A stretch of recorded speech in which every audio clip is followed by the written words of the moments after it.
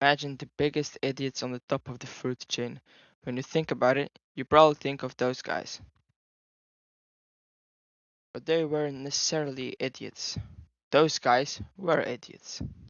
Today we'll be covering two most incapable rulers of all time. Caligula. Officially Gaius Caesar Augustus Germanicus. His first year of rule was actually very promising. He reinstated the taxes. He asked the banned people to actually come back, like senators or other people. So everyone was happy. People were happy about it.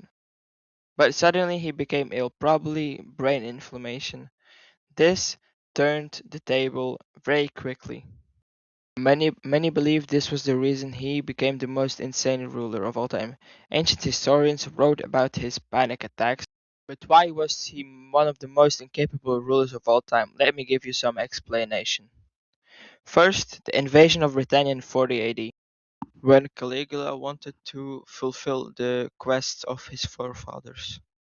Upon arrival, he ordered his men to grab seashells on the beaches instead of getting a strategic position.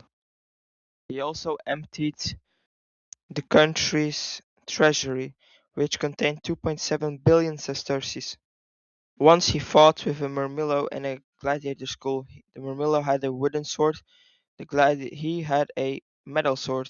Caligula chants as when the Murmillo gave himself up, he stabbed him on the ground and began chanting and jumping around on the field of the gladiator school. This is a perfect example of how insane he was and unhonorable.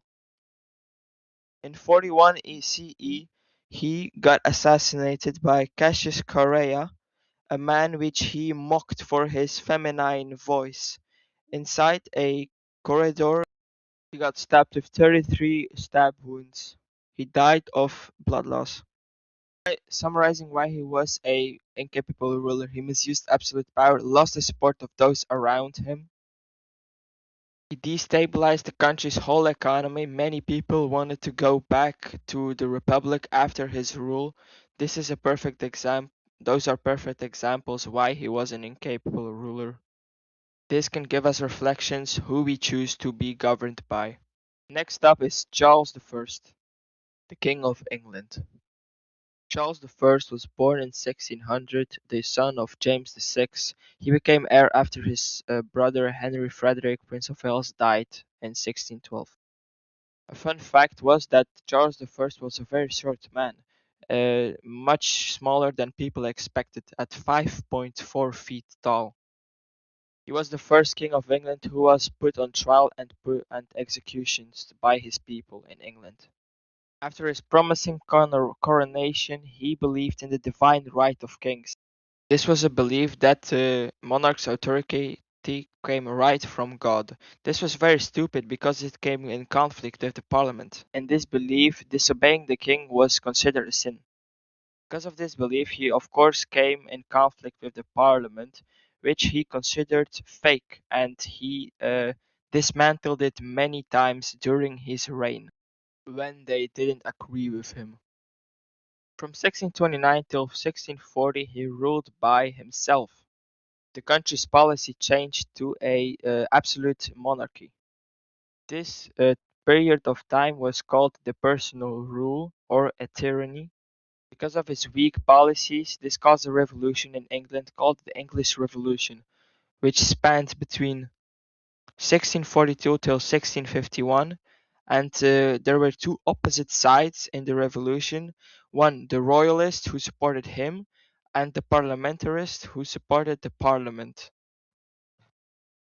Eventually, the royalists lost the revolution and Charles was detained in 1649 uh, during a trip.